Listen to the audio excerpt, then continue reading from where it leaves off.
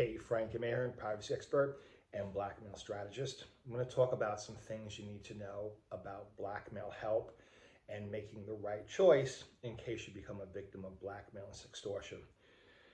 Number one, you have to be very careful with the information you read online because it's misleading, it's incorrect, and it doesn't make sense.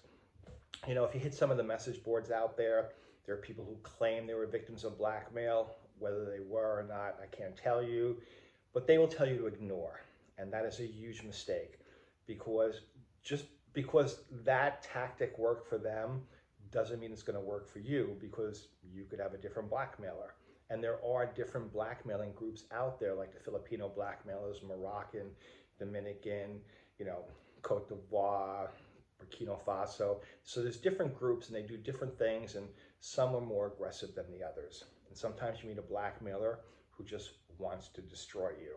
So you can't read message boards and take that information. The other problem is, when you search for help, law enforcement help, they tell you the same thing, to ignore. It's just not a crime that they're interested in taking on. They don't feel like it's important enough.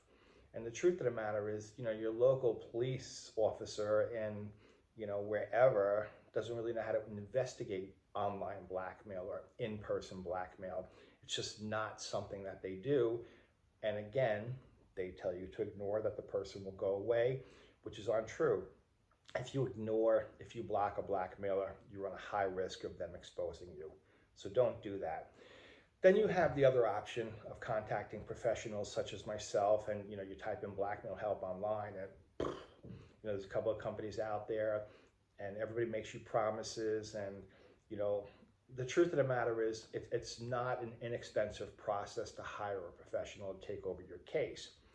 Now, I can't speak for other companies, but what I do, I specialize in taking over, being the victim, dealing with the blackmailer directly, and preventing the exposure. I manipulate your identity so they end up thinking you're someone else when we're over and done with, and I get rid of them, and I ensure that there's no return.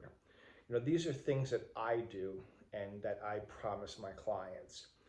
And the other thing is, when you contact me and before you hire me, I want to have a live video with you so we speak, it's me and not some faceless person at a company, because I work alone. I don't work with other, I don't have coworkers or employees or anything of that nature.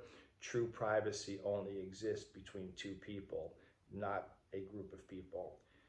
And you have my mobile number and you have direct contact with me, and I walk you through it 100%, and I'm there for you, because not only is it something to hire someone, but you do need some emotional support because it's so stressful, and your life is at the brink of falling apart. So you can't have somebody who just takes over your case and ignores you.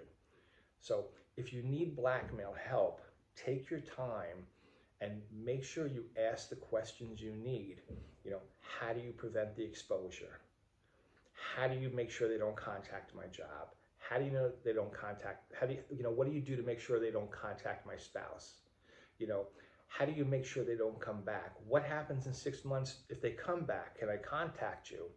So, write out your questions, listen to what's being, told to you, and then make a smart decision.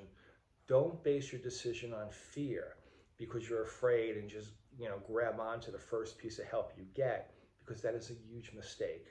You have to know what you're getting, especially when it comes to blackmail help. If you have any questions, reach out. My name is Frank Ahearn. Stay safe.